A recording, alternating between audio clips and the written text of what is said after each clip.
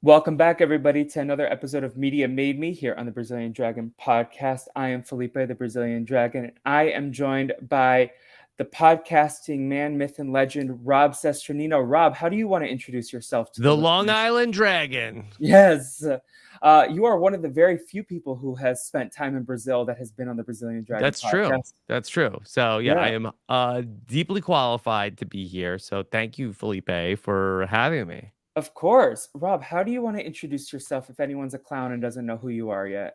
Boy. All right. So the first off, I like to think of myself as a human. Yes. Secondly, just a fan of the Brazilian Dragon. Stop it, Rob. And just a guy who has been very fortunate to be able to make a bunch of podcasts and not have to get a real job for a very long time, and excited to get the chance to catch up. Yeah, no, Rob, this is very exciting for me. Like, I don't think it's any secret that like you have been an inspiration in my podcasting journey. Actually, back when I started college Go radioing, on. Yes, but like yes. I identify you as a podcasting hero, if not the biggest podcasting hero of mine. So it's super exciting Yeah. that you came over to the small little streets of the Brazilian Dragon How could I podcast. say no, Felipe? I'm here. I mean, you got a lot of things going on. I would have been like, Rob, I get it. But I'm very appreciative that you came and joined me here Yeah. today. Well, thank you again for the invite.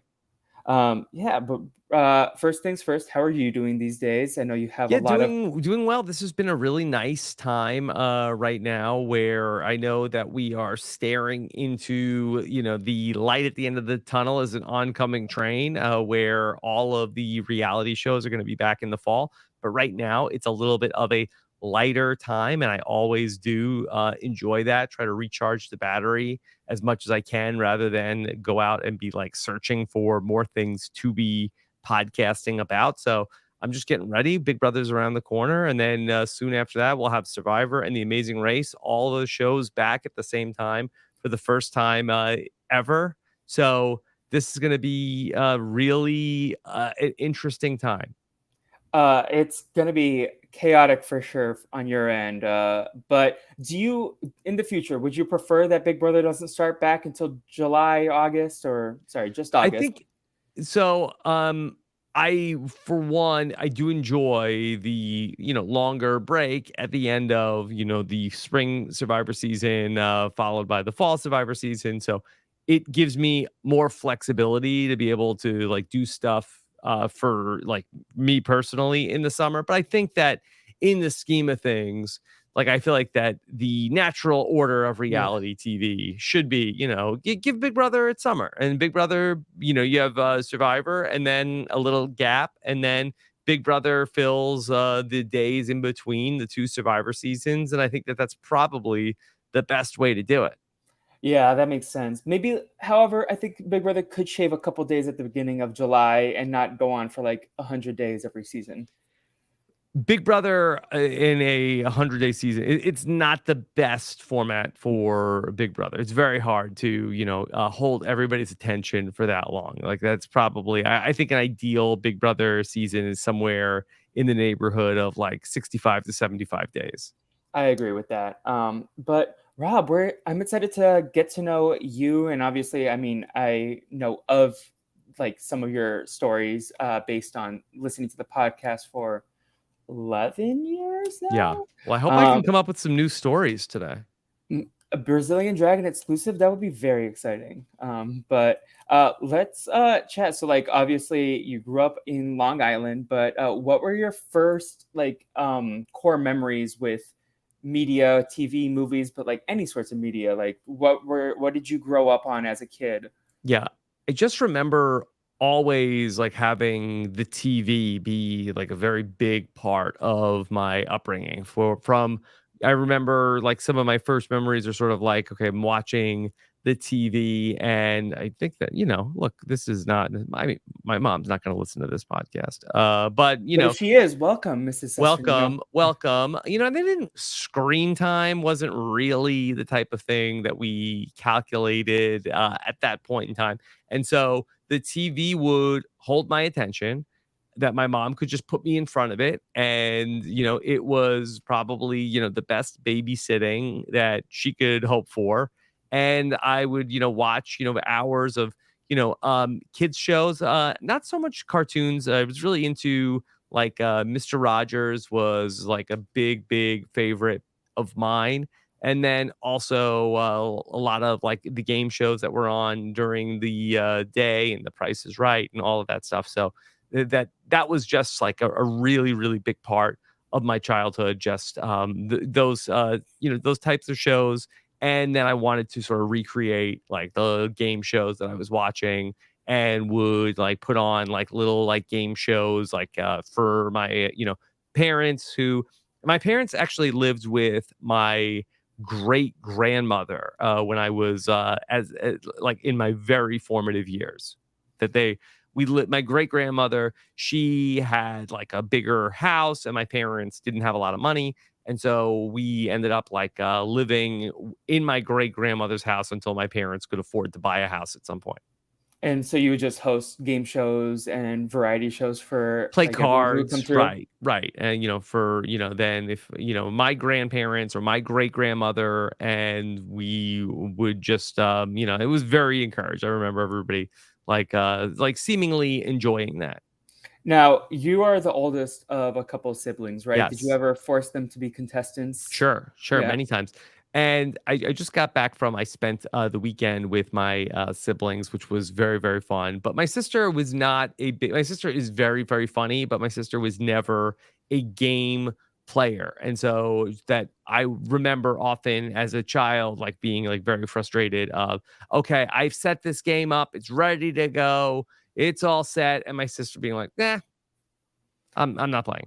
I can relate to that. My brother is not the biggest proponent of my shenanigans. He doesn't really indulge in the fun that I set Mhm. up. Growing up, I definitely had to like pull teeth to get him to participate sometimes. But yeah, it's very frustrating. I see it with my own children also. But then my younger brother, who there's a big age difference between us, that he is 8.5 years younger than me. He did not have a choice. And Yeah. so I was able to then, make up games, and then he would have no alternative but to, play games with me. And I was able to, incept him from a young age of being able to be like a part of like whatever sort of games, a lot of the video games then with him when we were growing up. Yeah, and I know later in my list of notes, I definitely want to talk about like how your life as a dad has shaped your media. But I know recently you've talked a little bit, at least on the Patron podcast that you do with your incredible and hilarious wife Nicole, that like your kids are getting more and more into video games. Were you a video game kid growing up? Yeah, I mean, I definitely had a Nintendo, but I didn't have it like from like a very, very young age. I think I was at least like 10 or 11 by the time we had gotten like our own Nintendo in the house. And so I would definitely, spent a lot of time playing the Nintendo. We didn't have like every single game. We had like the basically a lot of the staples, and then if we were very good or lucky, then we would be able to go to the video store and rent a video game. Did you have a favorite? I feel like that I didn't have very eccentric tastes in the video games. So I think that like other than like the obvious ones, the one that I remember spending a lot of time with was a game. It was called Baseball Stars. And so it was a baseball game, but you could create and edit the roster of like, so you could like make a team of like had all the different people like in your family, or the different people from a TV show. And then as you win games, you would get money. You made the most money if you played the lovely ladies. They were like a team of all women, and they wore pink. And so yeah, that and the American Dreams. Those were and the American Dreams were just like they were like the highest level of teams. But if you played against those teams, you could win more money and then do upgrades for your players on your team. So you could then I spent a lot of time with that game, and then every once in a while that the internal memory on the Nintendo would just crap out and you just Mhm. lose everything. Yeah, that's the unfortunate thing about those older video game Same systems, thing with right? Legend of Zelda had the same thing where you could save your progress, but then every once in a while, like, it's all gone. So you mentioned baseball, and I know you're a big sports Yes. guy. Did your love of sports also start from a very young age?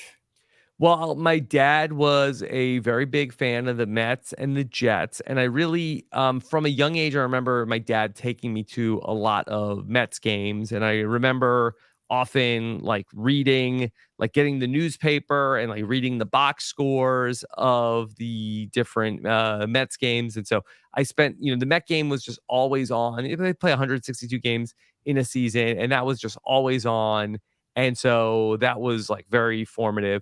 I didn't really get into following football until much later, and I think that that was also by way of a video game that I had been. We had gotten the Tecmo Super Bowl, and the in Tecmo, not the original Tecmo Bowl, which did not have the Jets, but in Tecmo Super Bowl, it had the names of all the players, and so that was sort of my brother and I we play that, and then it was like, oh, okay, oh, well, this is actually really going on, and we could really talk about this, and so that probably around not until like 1992-ish was like around the first time I really was actively following the NFL.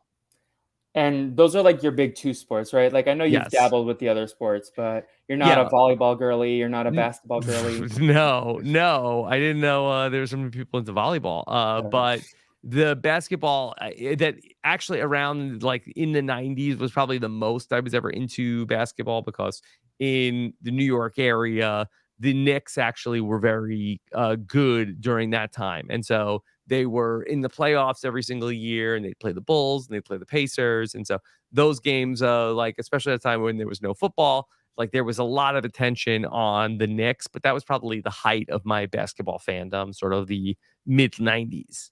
and you stay loyal to the Knicks, right? Your kids aren't Lakers fans or I've Clippers fans. tried to get into other teams, and so it's famously I You gave it a dabbled with go the with the Raptors. Raptors. At one point, I was like, oh, maybe I'm gonna be a Nets fan. I like the Mets. I like the Jets. Maybe I should be a Nets fan.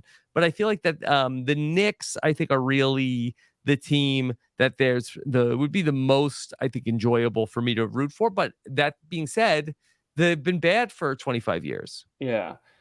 So with your kids, if they were like Bobcat fans, all of a sudden, would you be fine with that, or would you try to like push Honestly, them if back to the no, Knicks? if they had a favorite basketball team, if they became, if they were fans of Charlotte or any basketball team, I would, just root for whoever they were rooting for, and just have a reason to watch it.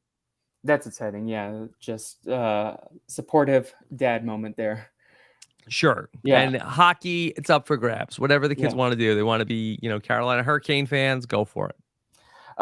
So, in terms of like the movies that you grew up on, I know Yeah. you're like a big Star Wars fan. You just did the Indiana Jones rewatch project hmm with Josh. What other movies growing up were like very important to you? Uh, Well, I would say, Star Wars. I would not say that I was like the biggest Star Wars fan, but there wasn't another option. It wasn't like that, hey, now I have the choice of you were, a 8-year-old kid in, 1985 and you like Star Wars. That was it. That was what was there.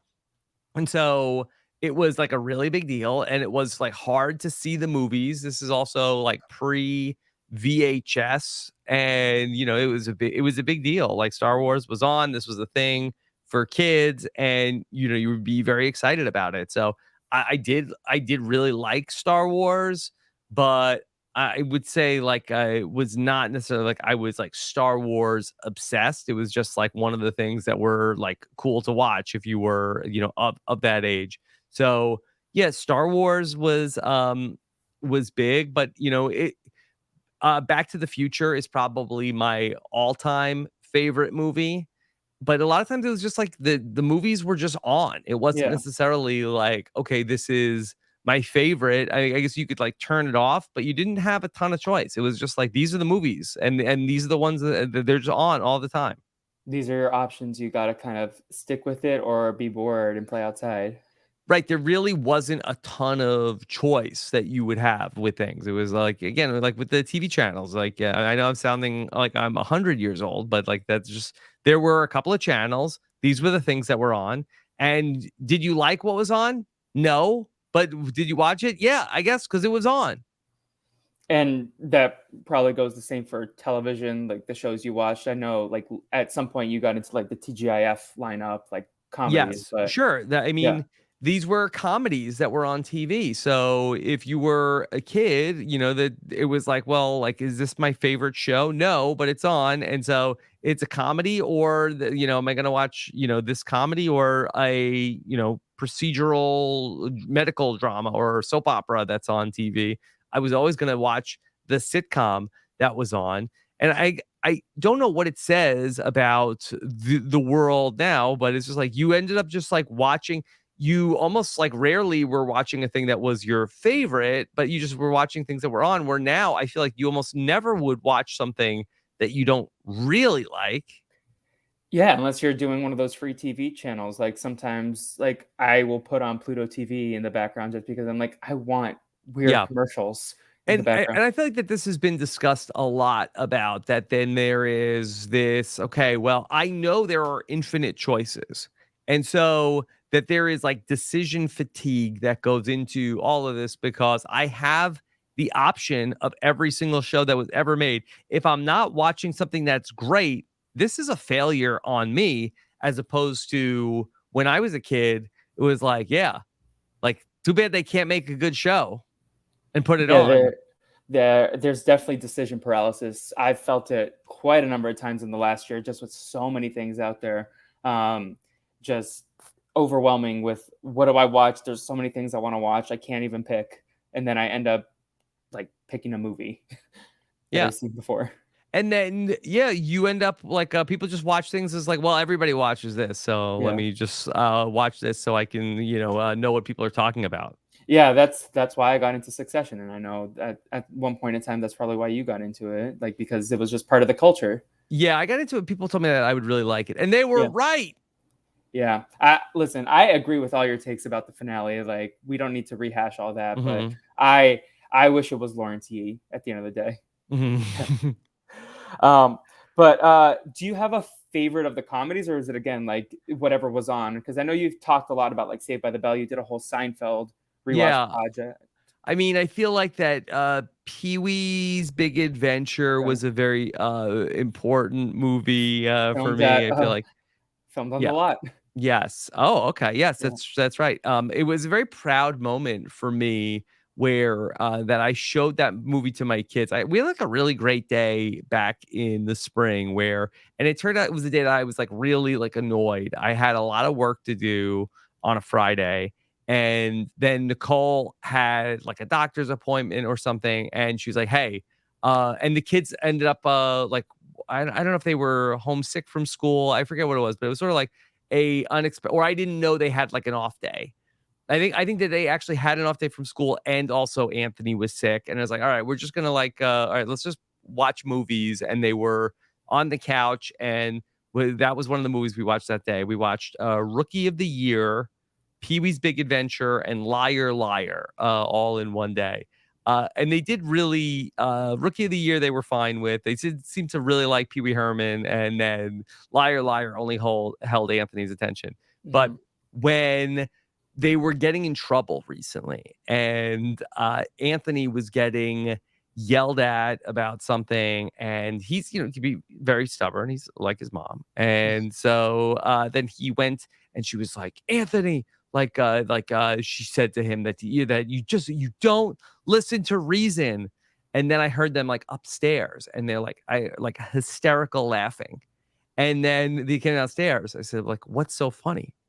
And he's like, Dominic said that when mom said I was not listening to reason, I should have been like, shh, shh, I'm listening to reason, which was one of the things that when Pee Wee is engaged with Francis, that he says to him. So I was, very happy that that callback made it through.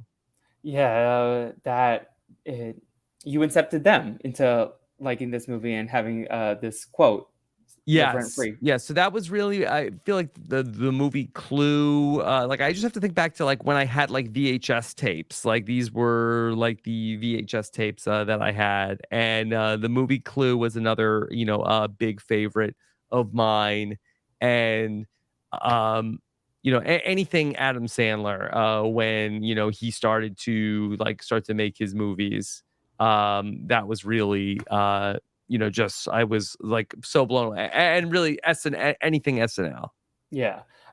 What do you have a recollection of the first time you really got into SNL, or like the moment that you were like, "Oh, this is great. I want to dabble with this show for a while." I don't remember. I know my parents had it on, and so like I feel like that they would record it and then watch it back the next day, and then it would be probably like around like the late '80s was when I started to get into it, and then my parents would record it, and Church Lady and Dana Carvey was like my all time favorite SNL person, and I'm so happy that he is like still out there as having like a little bit of a renaissance right now.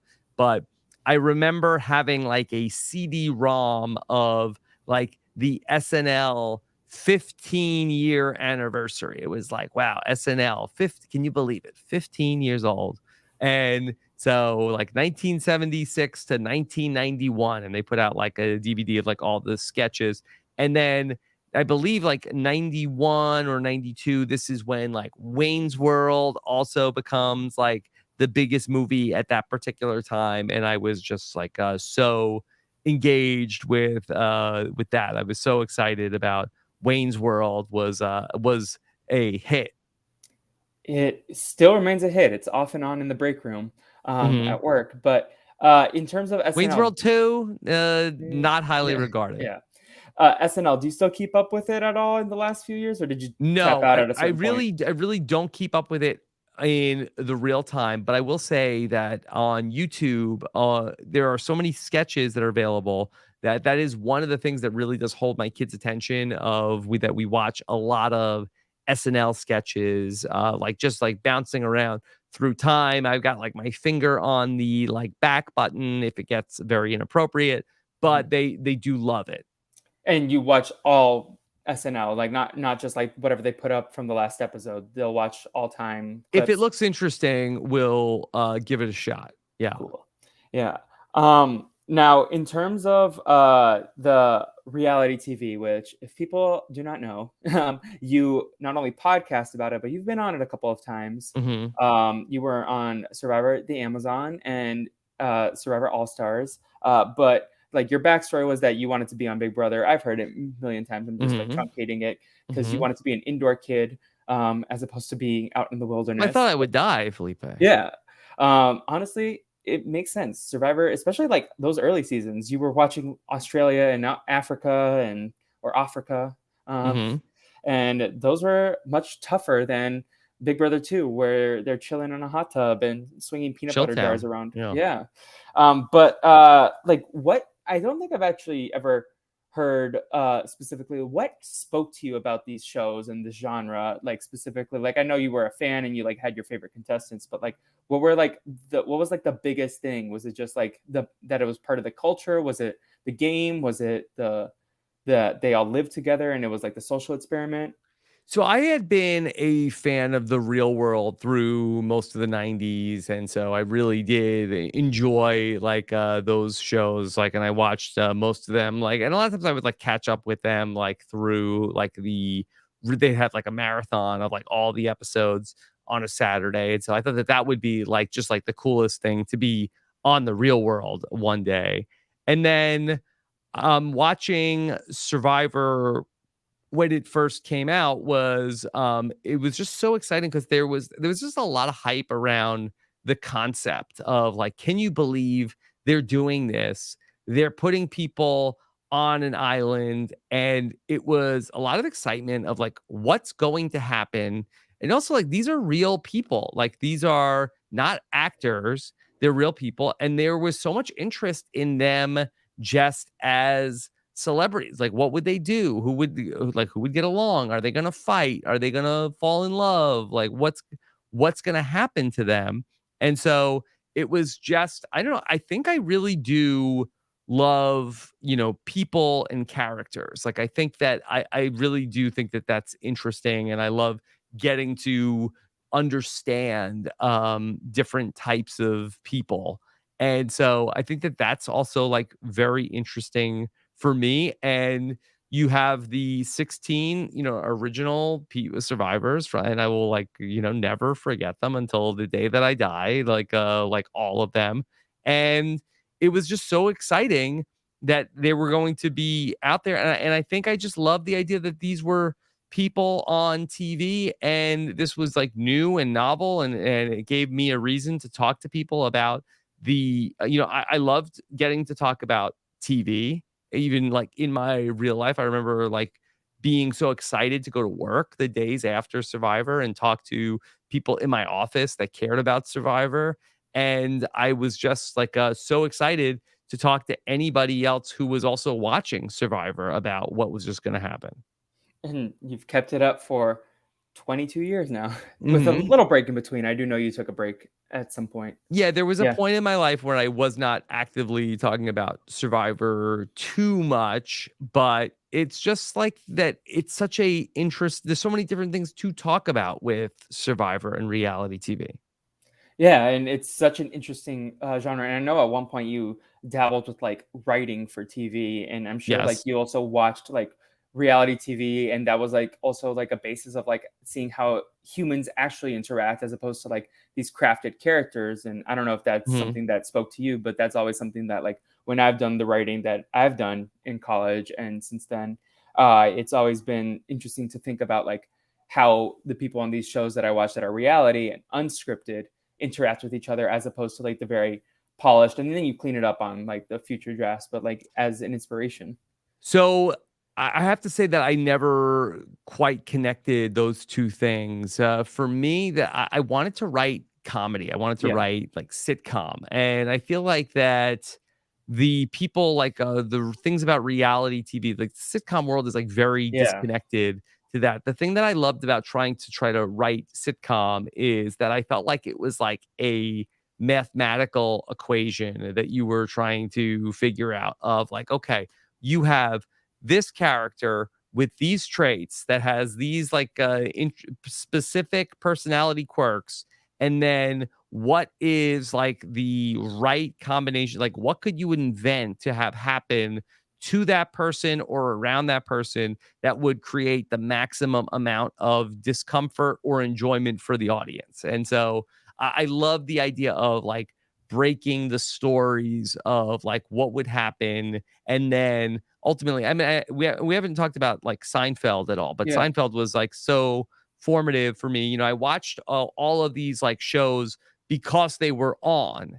And then at the onset of the 90s, really, I think it was actually like 89. I think I even watched like like the first couple of episodes that Seinfeld, who that we had an uncle who had like videotaped Jerry Seinfeld's HBO special, and it was on. And I just remember, this is the guy. This is the funniest guy. And I could watch him because he told clean jokes. Like he was never told I mean, Jerry Seinfeld, maybe now, but, had never told a dirty joke for, 30 years. And so it was just like, okay, oh, Seinfeld is getting a show. Okay. And then it turned out to be like the show. And so that to me was just like such a thrill. Like I watched all of the Seinfeld episodes like in the real time. And then, Jess like it was very formative for me. And so that was sort of like with the way that the Seinfeld was put together. I feel like that was something I always wanted to try my hand at writing sitcom, and I did, and ultimately I found out that it was not what I was meant to do. No, for sure. And also, the hustle of this particular industry, the film and TV industry, it is a very long and arduous grind at times. So, Yeah.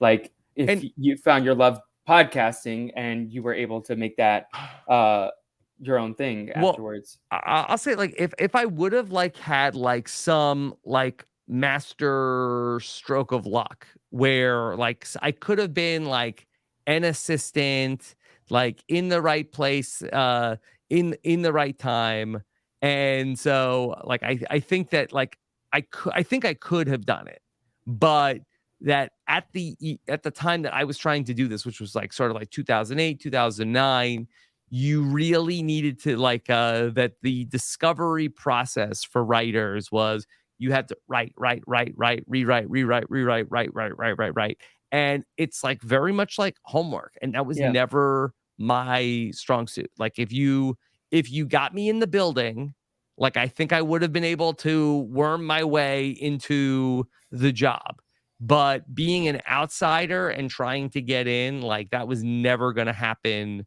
for me in terms of, like, I would sit there and look at the cursor, but, like, if I was in the room with people, like, trying to break the story, I think I think I could have done it. I think I would have been good at it, but unfortunately, like, that just was not, what the world had in store for me. It's very identifiable, like this feeling that you just talked about. Like um like you just have to hustle and it's exhausting. And like I definitely have had nights where I'm looking at the screen and just like staring back at a blank page. But I feel Mhm. like a collaboration is better suited for me, like the breaking of the stories in the writer's room. So I can definitely identify with what you said in that last moment. And I also know you dabbled in stand-up for a minute as well. Yes. Also, I told you my hero is Jerry Seinfeld, and I had always wanted to try to do stand up comedy. I thought I would be good at it, and it turns out that I wasn't. You know, again, maybe like I think I could have done the type of stand up comedy like if I was born in the a decade earlier, and I was trying to do stand up comedy when it was like like have you seen this, like Yeah. where it's very much like observational comedy. I think that was, and again maybe that's because how of what I was raised on. I think that that's like how my brain goes, whereas at the time that I was trying to do person like stand-up comedy, there was a lot of like talk about like, okay, you need to establish like what your comic character is. And I feel like I never really could really come up with the, you go up on the stage and it's like I look like this person and this person had a baby. And then it's like, basically, the audience sort of like gets who you are as a character, your unique perspective on the world.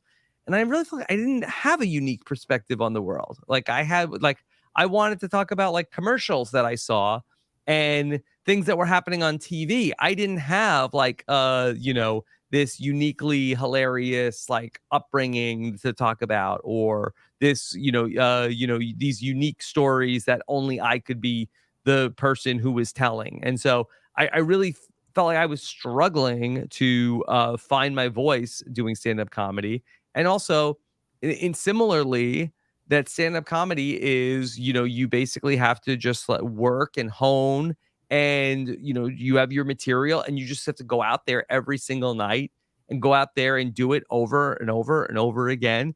And maybe some people don't need to practice as much, but I felt like that I would get up on the stage and I would forget what I was going to talk about, and I would not have the exact, like, my jokes were so wordy that I Yeah. didn't have the exact wording down for the jokes. And these are things that comedians work at, and frankly, like, I just did not have the work ethic or the skill set to do that day in and day out. It was very taxing on, you know, having I was in the early days of having a relationship with Nicole.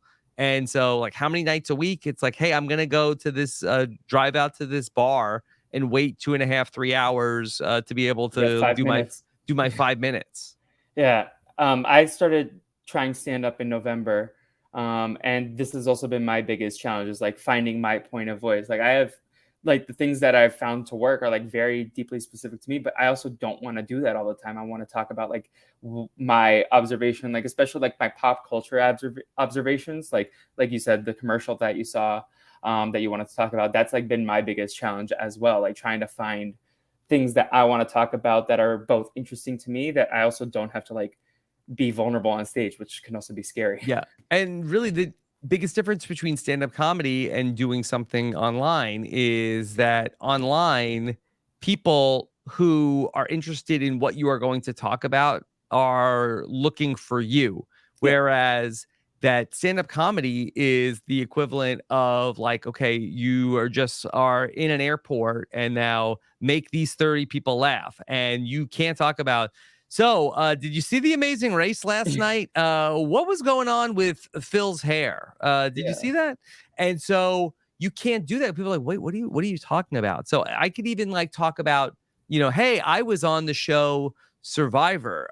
And so, but people are like, oh, wait, what? Like they don't know what happened, or it's like, and can you believe like there was this guy Butch, and it was, very, very hard to, like, I just could make a joke about the idea of a person like being on Survivor, but it was not like specific to what I wanted to like talk about. I feel like having like very specific takes about, different things that I was watching or seeing or had thought of, it doesn't necessarily play in a stand-up comedy club. And for me, at least, one of the most like it kind of broke my brain. I have a joke about the B movie. You mentioned Jerry Seinfeld, and then I'm like, I have to explain the B movie so that they understand the joke, just in case they live under a rock. Mhm. So like that's like the kind of stuff where it's like, well, if you haven't seen the B movie, it's about a woman who has an affair with a bee. So that like and have to explain But that what's and I'm dying to hear the joke. I honestly am kind of rusty. I will send you the TikTok that I Mhm. my last time that I went out, and I'll send you the video if you want. But Yeah. it was this whole monologue about how I think the B movie is more realistic than most of Quentin Tarantino's movies. Okay. Because someone that I know said that animation is like not realistic, and it was just this diatribe that I went on. But I'll send you the clip if you want. I'll email it Mhm. to you afterwards. Okay. But like you mentioned Jerry Seinfeld also coming up. I don't know when, but there's a Netflix movie that he's making about the Pop Tart. You and Chappelle should lock that in for Nothing But Netflix. Definitely Okay, would well, love to hear definitely. your takes We'll on it. do it. Yeah. Yeah, it's about the man who invented the Pop Are Tart. you a Pop-Tart guy? I like a Pop Tart, but I'm not like a Pop Tart guy. Like it's usually one of the go to snacks in a vending machine for me. But I don't know. Are you a Pop Tart guy? I'm really not. I think that in the college vending machine, I Yeah, do remember feeling like it was like pretty good, like bang for the buck. Like yeah, I feel like if it was like whatever, like $1.25, like I felt like, okay, it's not quite candy and it's kind of a meal. right. And so, all right, this is at least like, okay, I don't have any food. Like this is, and there's two of them in the packet. So it's something. Look at you, Rob, talking about food on a podcast. Hmm. Yeah. But I Gross. don't remember like loving the Yeah. Pop Tart. Do Like you I have would a not, go-to flavor, or is it just whatever I was think it there? was just strawberry. I feel like that I've tried like different ones that were like the s'mores and stuff like that, but you can have it. You can keep Yeah. it. And you don't keep You the can Pop-Tarts miss in the me with house? that. Yeah. Yeah. So, you've also done improv as well, right? I did take an improv course. That was something I also had wanted to do. That was on my Yeah. bucket list. Yeah, that's definitely been something on my like, when I moved to LA, I, like, wanted to take some classes when I got out here, but, Hmm. and I talked to Mike Bloom for this project also, and he said that, like, improv is also really exciting to use in the podcasting space, especially with the Brant Steels that you all do. But, like, have you seen like improv? When you took the improv class, you were podcasting at the time, right? Already? Yes, Yeah. And yes. did you see like any difference in like the podcasting you had done beforehand, or did you just like feel like you kind of like took some of that into a podcast, or not really? Yeah, I think that it's hard to take it into every podcast. Yeah. There are definitely some podcasts that you can lean on it more, where that I can remember, like, you're saying things on a podcast, and improv is kind of like you're making stuff up. Yeah. You are improvising, and you can't improvise and then also, and the audience on an improv show is understanding that you are like, these stories are not true. But I have found sometimes, like, I'm just like improvising something, and then I'll get like an email after, like, where it's like, like, somebody will say like, you said, uh did you eat Pop Tarts? Like, oh yeah, like, I eat, of course I eat Pop Tarts. I eat Pop Tarts every 3 meals a day. And so it doesn't always fit in, and then I'll get, like, emails from people. Oh, I'm like, "Oh, I was just, like, joking around. That was not," so it's hard when, I'm like, trying to be funny, but then also, like, I need to, make sure that the audience knows that if I'm, like, joking around about something. I do feel like that the general vibe of a podcast, like, I find that the yes and of podcasting is pretty important. And in the same way that you improvise a scene, like, I think that you need to be like podcasting with like a giving partner. And I have podcasts with people who I feel like are very giving partners. And then I feel like that there are people who are not the best at that. And so it's a challenge. So in the same way that you would have like a great scene partner, if you have like a great podcast co-host, they can, pick you up and make everything you're doing better.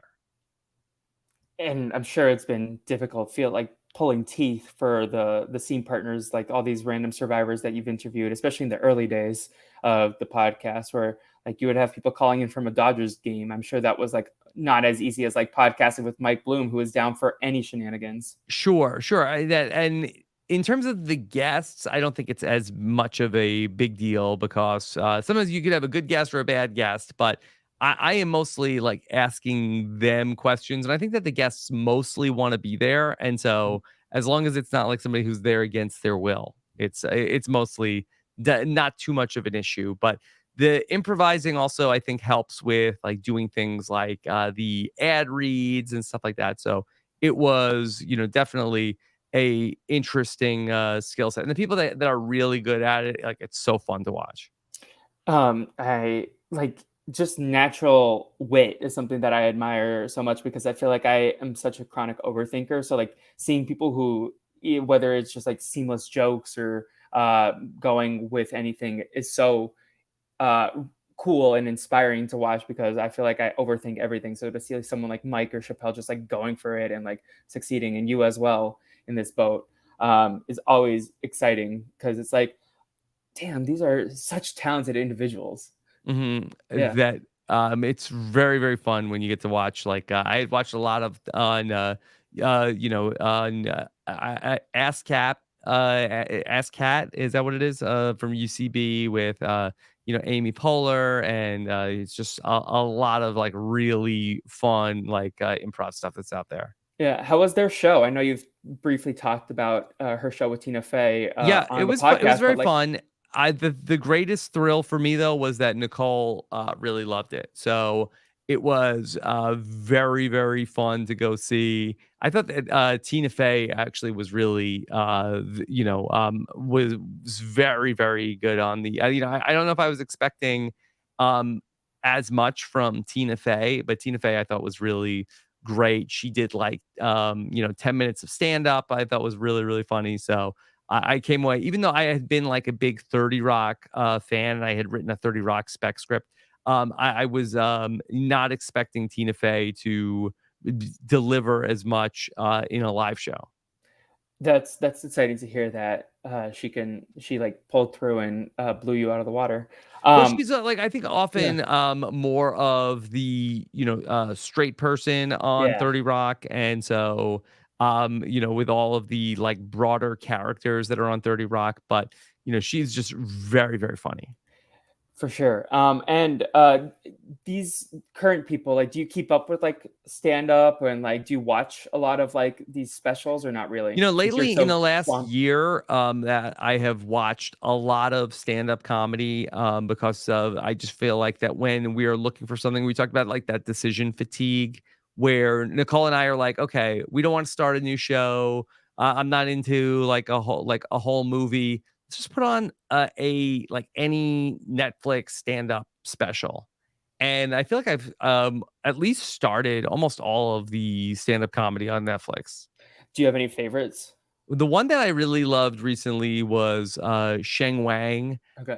but it's a little hard because sometimes, like, my taste is not exactly the same taste as Nicole, and so if Nicole's not feeling a person, and there could be any number of reasons why she doesn't like a person, that then it sort of, like, hurts my enjoyment because it's, hard to, like, have but, like, if they can make Nicole laugh, I'm like, "Okay, great."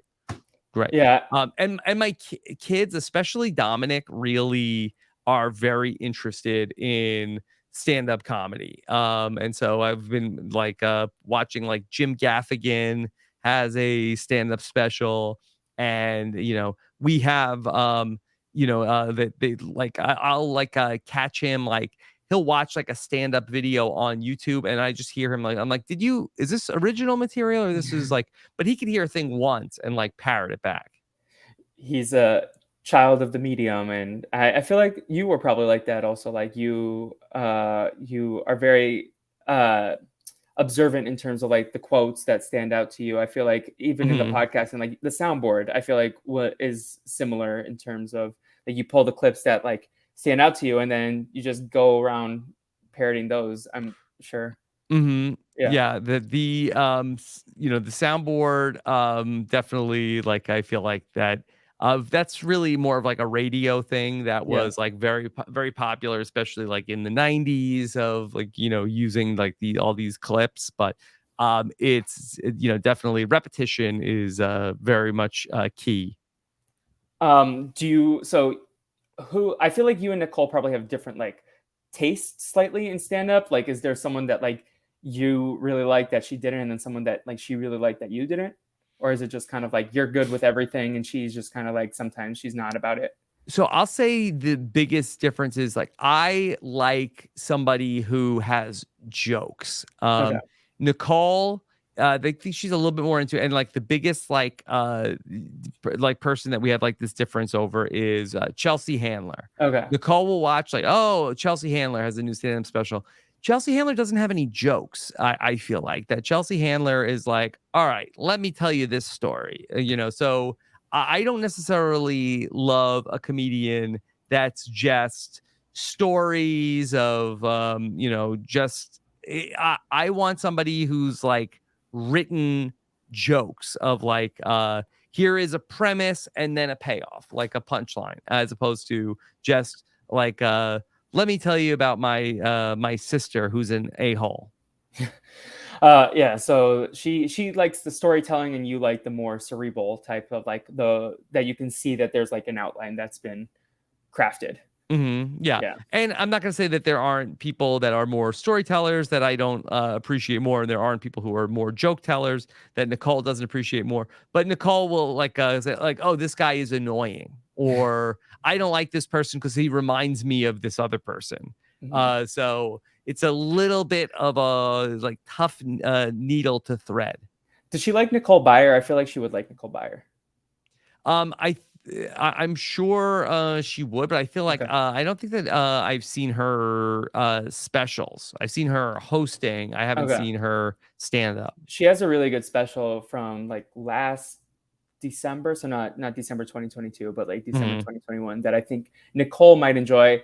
Yeah. Hopefully you would like I it because I I will love say that Nickelback. the most, like, the thing that has aged, like milk is, like, all the COVID material that people, Mhm. Yeah. did. So a lot of the stand-up specials from the last 2 years, are, like, a little bit of, like, "Oh, okay, we're out. We're all gonna die. Uh-oh." Like a lockdown. "Oh my god, what was that?" You know? So, that kind of stuff I feel like did not age great. It's not super funny.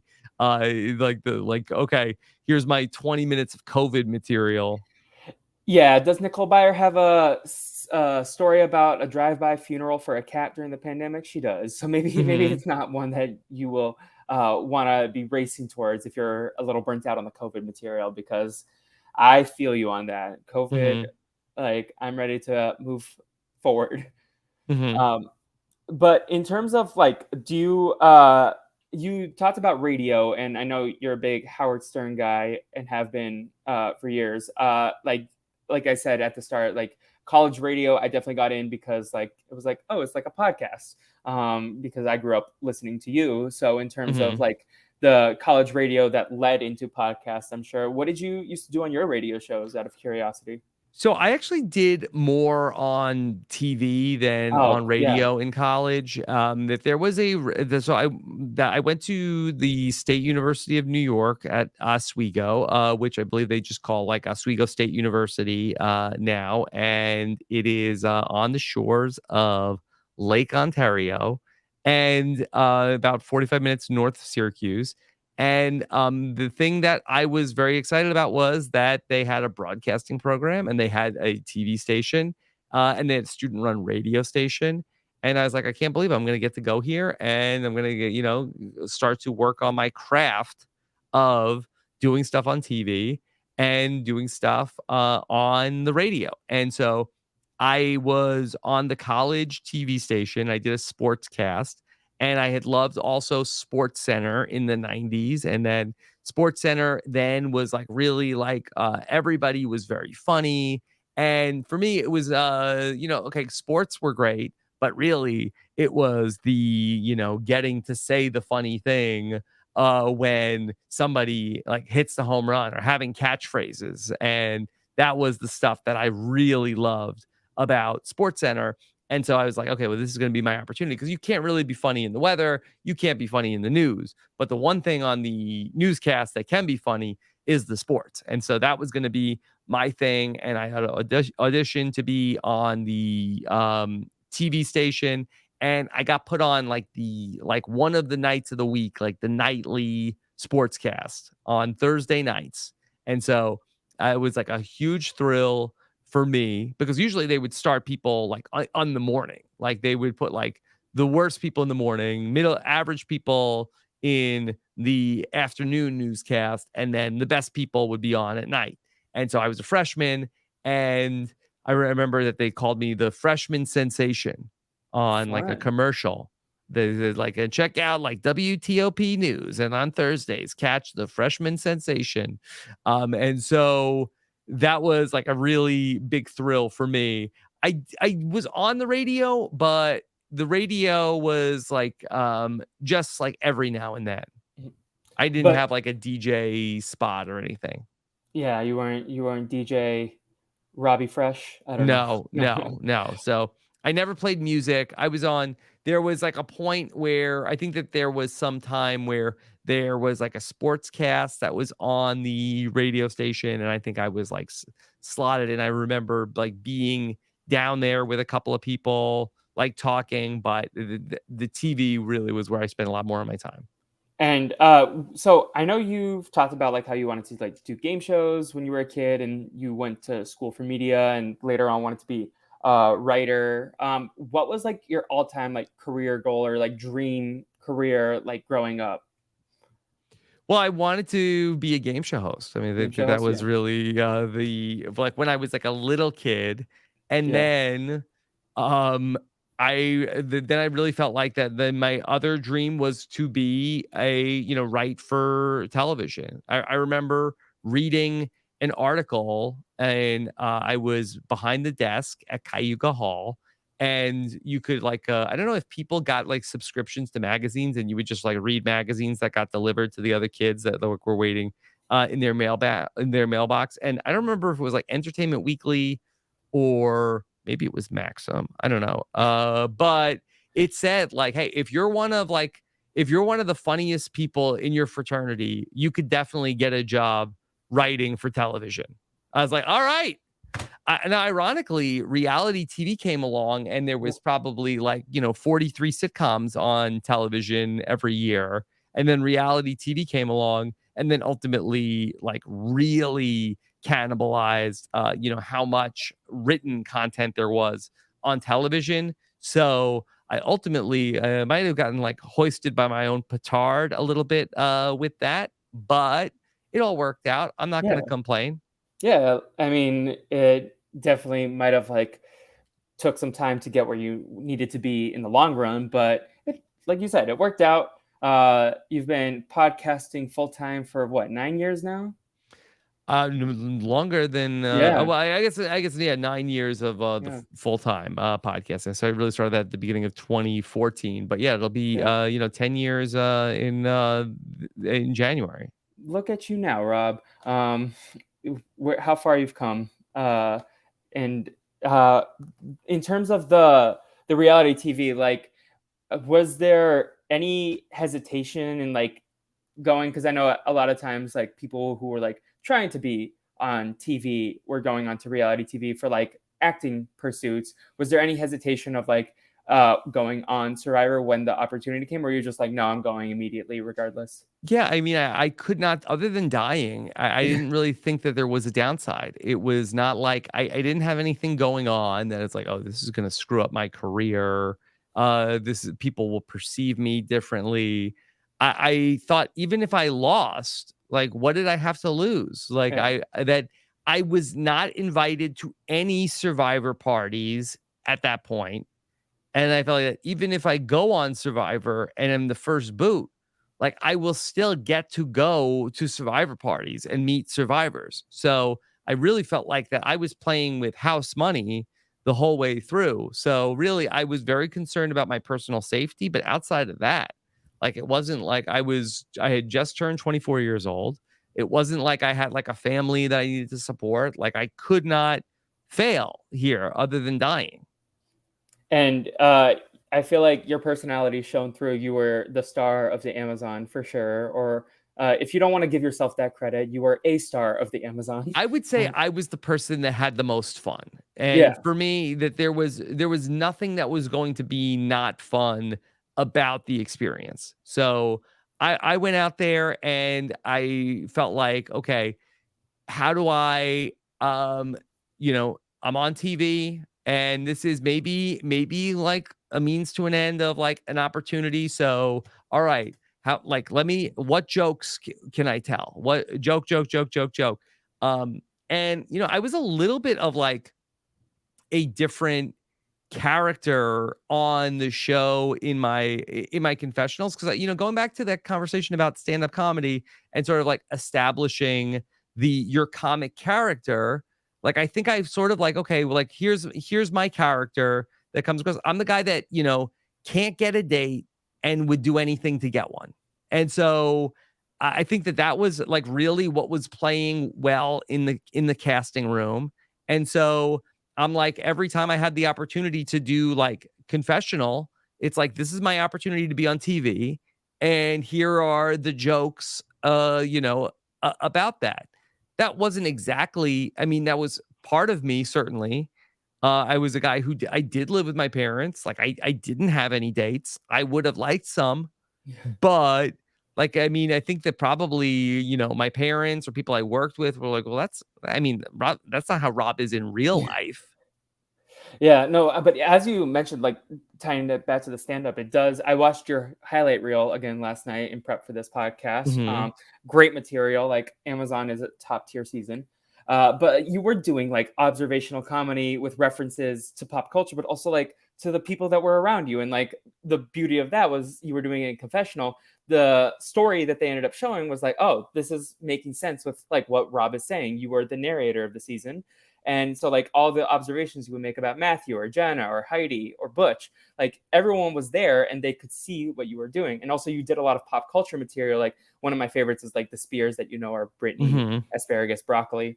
So Yeah. like you were doing a lot of like weird pop culture references that like you wanted to do for stand up. So it was like kind of your own little like a stand up world that It you were doing out there.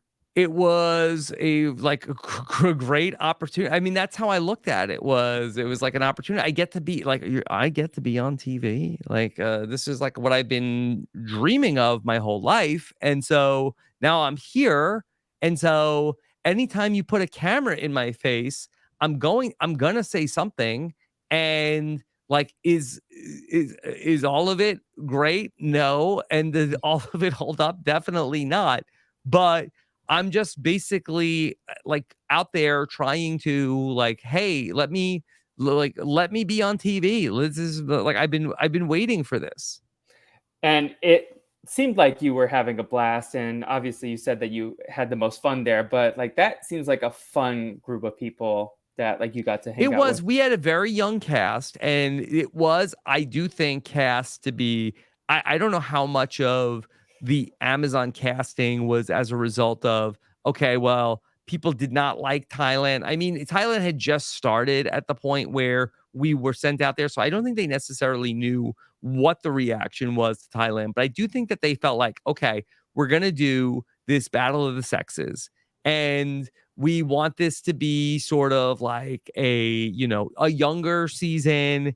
And because it's the battle of the sexes, they really wanted to have it be a season where that there was like some sexual tension between the men and the women.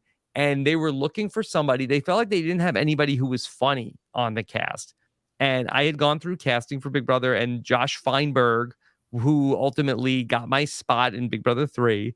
But Lynn Spillman remembered me from that cast, and then they wanted to add somebody who was going to be, a funny character who was on the show. And I feel like that it was like basically they said like, oh, he's like a Jerry Seinfeld that they were gonna have in the casting pool, and that was how ultimately I got through. It But I was was cast after everybody else. you were the last one. Me and Dave Johnson were at, like, Ironically, you're CBS. the Yes. guy you had. You weren't his biggest fan on the show, I like wasn't his because biggest fan on yeah, the show, yeah, but and I think he nothinged me on the show, and, ultimately, like, we were in, like, a pool of, like, 10 to 15 people that were at CBS.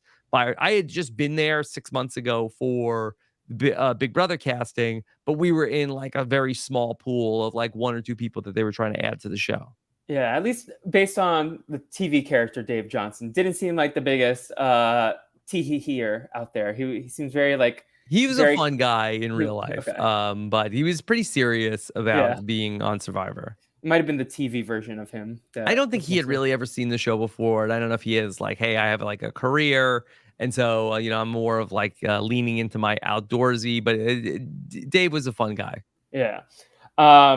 In terms of like what reality TV has given you, like in terms of like all this jazz that you talk about, Mhm. um, do you feel like it completely overwhelms with you? Like, and I know you watch Succession, like you'll dabble in some scripted stuff, but like, do you feel like there's ever like so much that you would just kind of like, oh, I don't want to watch this like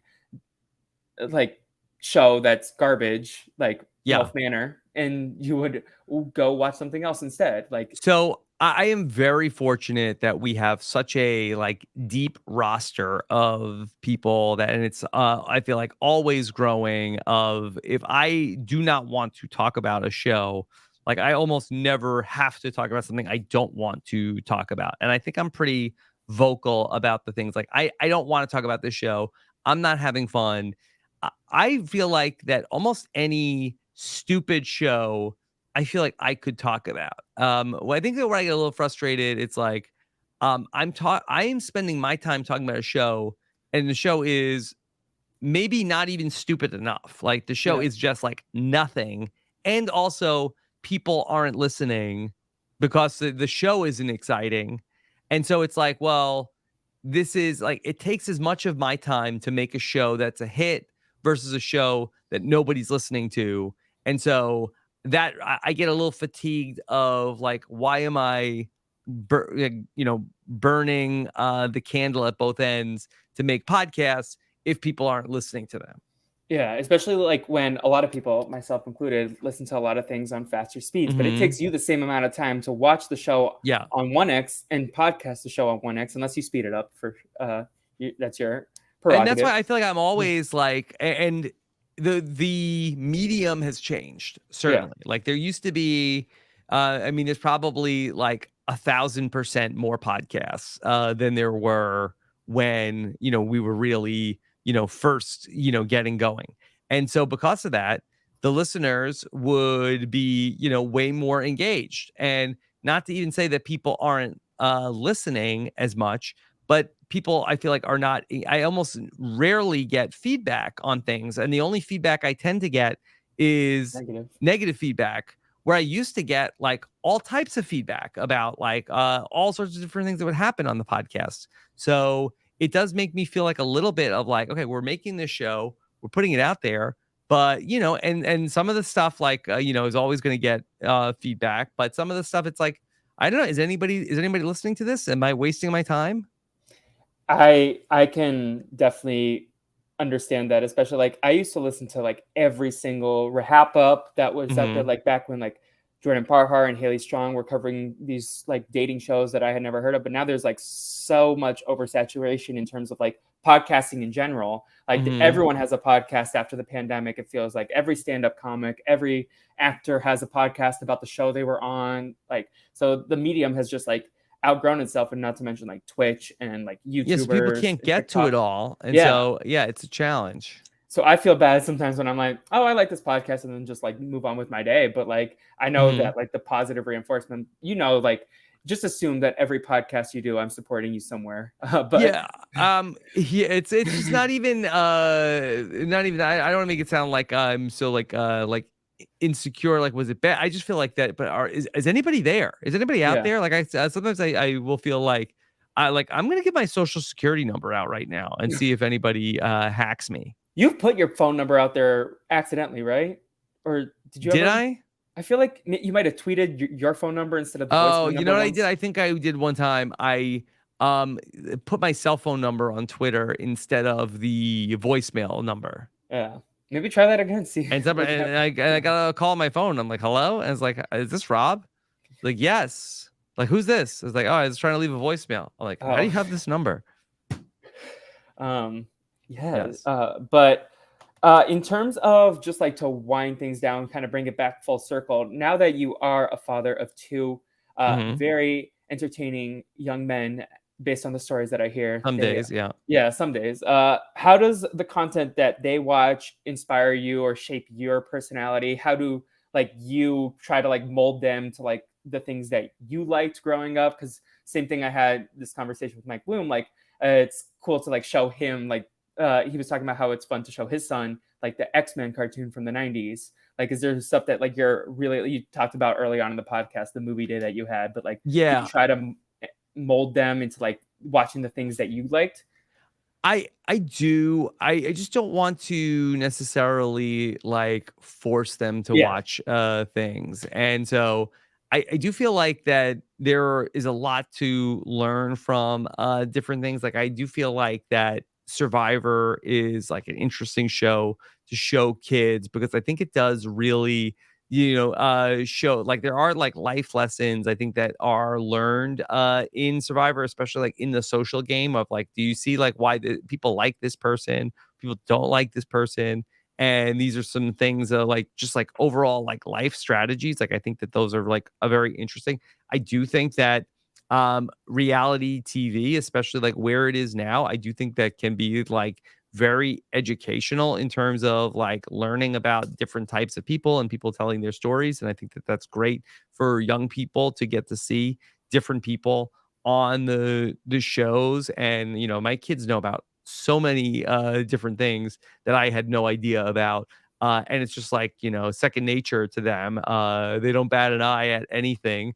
And so that's like really fun to see. But I really do try to encourage, I try to show them a lot of comedy and show them a lot of like sketch comedy.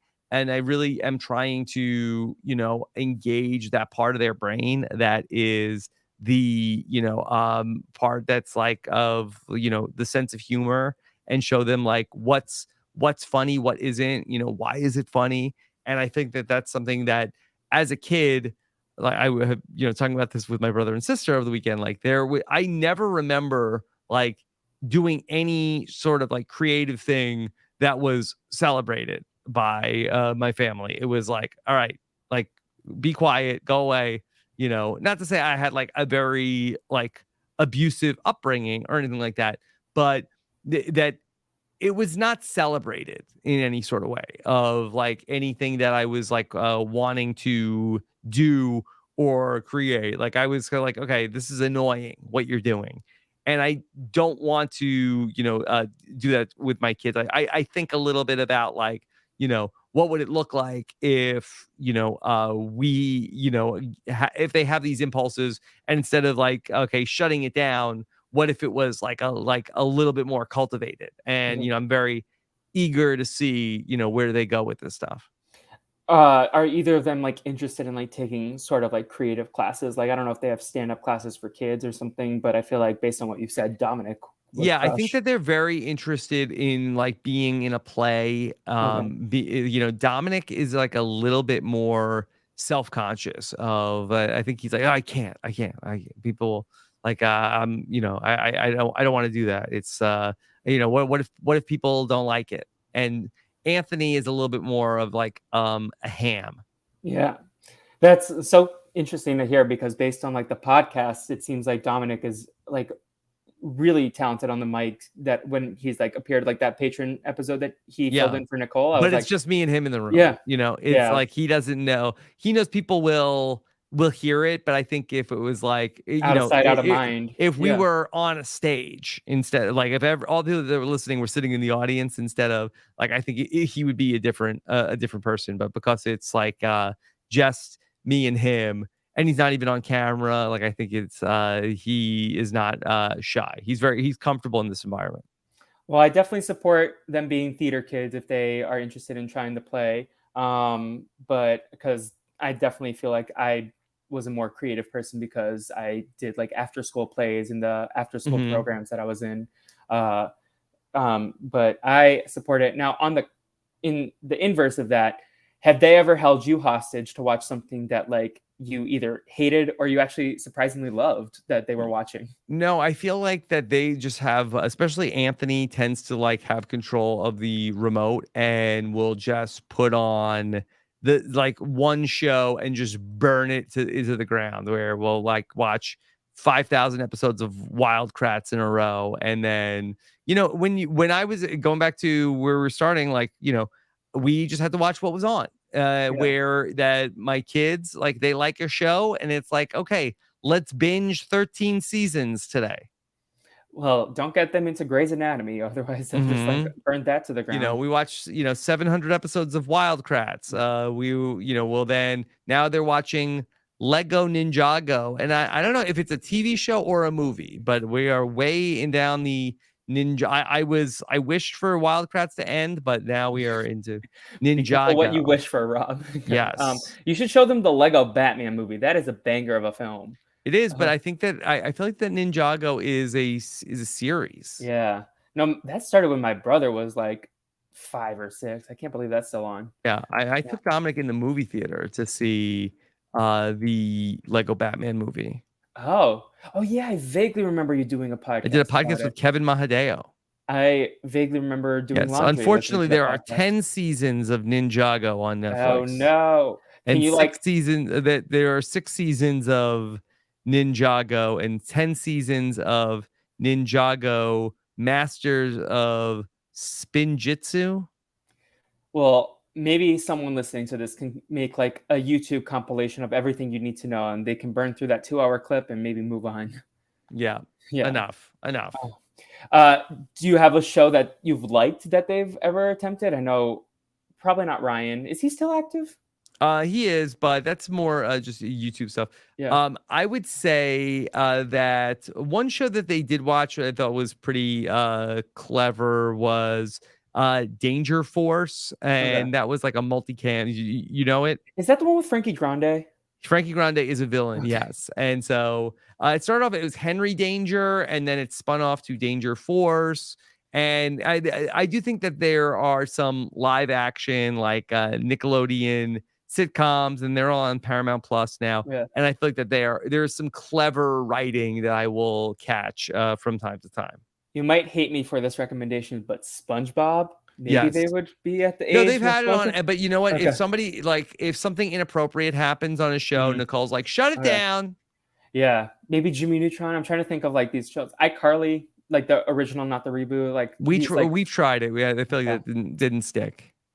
Bummer. Again, I Disney Channel original movies. I feel like those would Mhm, work. I mhm. know Dominic talked about Luck of the Irish, which my pitch to you all, Full Court Miracle. I feel like that's a good Renap movie. Yes. It's about this Jewish boys' school and their basketball journey. Maybe it's Um, a Hanukkah it's a miracle. Hanukkah movie. Yeah. Yeah. So highly recommend that, especially if you're in the Disney Channel original movie basketball genre, based on the Mhm. two DComs you've podcasted about on Renap. That's true. That's true. Um, but yeah, Rob, do you have anything else in terms of like the media that shaped you? Anything we didn't hit on? I feel No, like we this talked was a lot about a that. fun conversation slash therapy, and I appreciate it. Listen, I am very pro therapy. I'm going there next. So Yes. Well, thank very you. Yeah, thank excited you about for that. at least giving me the platform to get a free session with you. Of course. Yeah, no, Rob, seriously, I very much appreciate it. When I started conceiving of this project, like you were the first person I wrote down, because I was like, it would be so cool to like interview my podcasting hero on my podcast, but also like to this is a conversation I've been curious about having with you about like the life of the media that you should do even before I started podcasting 3 years ago. Like, and I'm just very grateful of your time Well, and I your hope you're presence. happy with how it went, Felipe. This was a great start to my morning compared to where I've been lately. So anything to take my mind off of what I had elsewhere, and it was a treat Oh and a my dream to God. podcast with you, Rob, and revisit Survivor Amazon last night, prepping for this, and like looking at some old like podcast clips. Like it was a fun trip down memory lane for my own sanity. Yeah. All right. Yeah, Well, Felipe, thank you so much for having me. of course. Do you have anything you want to promote, or where people can keep up with Find you? me on Threads. You love the threads. I love Threads. I've been a little lacking the last couple of days, Yeah. but I got to get back. I got to get some new material. Yeah, I love how you go like every new hotness. Rob is like one of the first people there, except for Be Real. We had to like convince you to get onto Be Real for a It second. was too, you know what really threw me off? I okay, here's my picture. Like, you don't need to see what's on the other side of the camera. Yeah, And then it's like, hey, why does Rob have like, what's that UPS box? Like, what is that? yeah, Like, are nosy. yeah.